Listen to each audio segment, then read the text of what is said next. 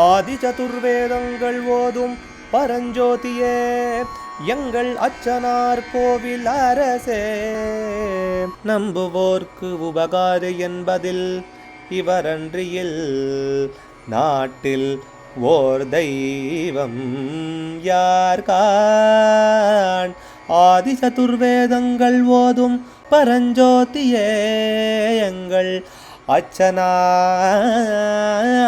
கோவில் அரசே. சுவாமியே சரணமையப்பா. செங்கோவில் அரசே சரணமையப்பா.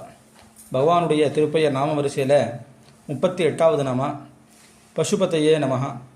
பசுபதிக்கு நமஸ்காரம். பரமேஸ்வரனுடைய அஷ்டமூர்த்திகள் அப்படின்னு சொல்கிறது உண்டு. அந்த அஷ்டமூர்த்தியில் பஞ்சபூதங்கள் அது 5 எடுத்து, அதுக்கப்புறம் சந்திரசூரியாள் 6, 7, யாகம் பண்ணக்கூடிய எஜமானன், இந்த 8 பரமேஸ்வரனுடையதான அஷ்டமூர்த்தின்னு பேர். அதனால் பரமேஸ்வரனுக்கு அஷ்டமூர்த்தியே நமஹான்னு உண்டு. இதில் வாயு தத்துவமான மூர்த்திக்கு பசுபதின்னு பேர். பசூனாம் புக்தி முக்தி அர்த்தம் பதிஹி பசுபதி ஸ்மிருதா.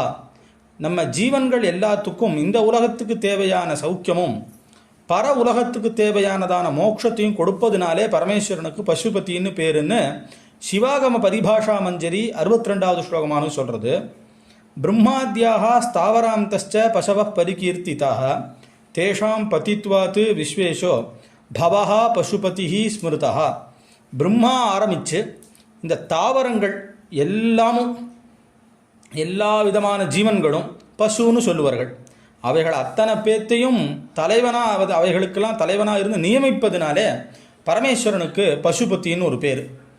இதில் பசுபதின்னு பேர் வந்ததுக்கு நிறைய சரித்திரங்கள் சொல்லப்படுறது. பொதுவாக நாம் எல்லாருமே பசுக்கள், பகவான் அதுக்கு தலைவன். இதே அர்த்தம்தான் கோபாலன் அப்படின்னு மகாவிஷ்ணுவுக்கும் இருக்கக்கூடிய அர்த்தமான பேர்.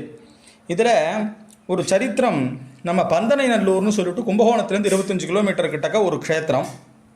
அந்த க்ஷேத்திரத்தில் இருக்கக்கூடியதான ஒரு சரித்திரம்.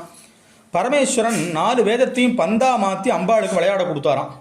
இப்போது நம்ம கிட்டக்கெல்லாம் ஏதான சாமான் வசந்ததாக இருந்தால் விளையாடுறதுக்கு கொடுக்குறது உண்டு. ஒரு பெரிய ராஜா வீட்டு குழந்தை தங்கத்தில் ஏதான பிடி போட்டு விளையாடுறதுக்கு கொடுக்குறது உண்டு. அந்த மாதிரி பகவானுக்கு வேதங்கள் அந்தந்த நேரத்துக்கு எப்படி மாறுமோ அப்படி மாறும். அவர் வெளியில் கிளம்புறாருனா பாதுகையாக மாறிடும், சில நேரத்தில் மேலே வஸ்திரமாக இருக்கும். இந்த மாதிரிலாம் ஒவ்வொன்றும் பகவானுக்கு இருக்கிறதாக புராணங்கள்லாம் பேசுறது. அப்போது இந்த 4 வேதத்தையும் பந்தா மாற்றி அம்பாள்கிட்ட கொடுத்துட்டாராம். அம்பாள் விளையாடிகிட்டே இருந்தாராம்.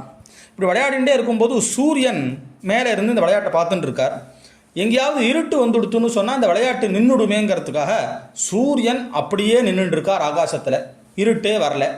உடனே ரிஷிகள் தேவதைகள் எல்லாரும் போய் பரமேஸ்வரன் கிட்டக்க நீங்கள் கொஞ்சம் சீக்கிரம் இதை சரி பண்ணுங்கன்னு சொன்ன உடனே பரமேஸ்வரன் நேராக போய் அம்பாள்கிட்ட அந்த பக்கம் வராரானா அம்பாள் அதை கவனிக்கலை.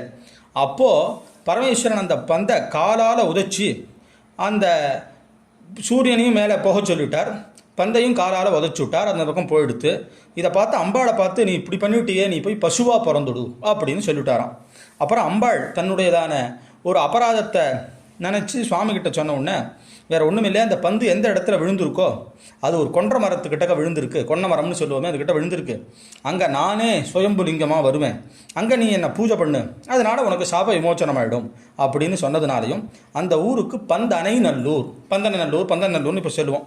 அப்புறம் அங்கே அம்பாள் சுவாமியை பூஜை பண்ணி அதுக்கப்புறம் அந்த இது நீங்கினாள்னு இருக்குது, சாப விமோச்சனமானதுன்னு இருக்குது. அதனால் அந்த ஊர் சுவாமிக்கு பசுபதினு ஒரு பேர். இந்த ஊரில் அம்பாள் சன்னதி பக்கத்திலே சாஸ்தாவும் இருக்கார். அந்த விசேஷத்தையும் இங்கே சொல்கிறார். அதனால் பசுபதினு சொல்லி சொன்னால் கரூரில் இருக்கக்கூடியதான சுவாமிக்கு கல்யாண பசுபதினு பேர். அந்த பக்கம் பிறக்கிற எல்லாருக்கும் பசுபதினு பேர் உண்டு. நேபாளத்தில் இருக்கக்கூடிய சுவாமிக்கு பசுபதினு பேர். அந்த மாதிரி பசுபதிங்கிற பேர் ரொம்ப விசேஷமான ஒரு பேரா சுவாமிக்கு சொல்லப்பட்டதாக இருக்குது.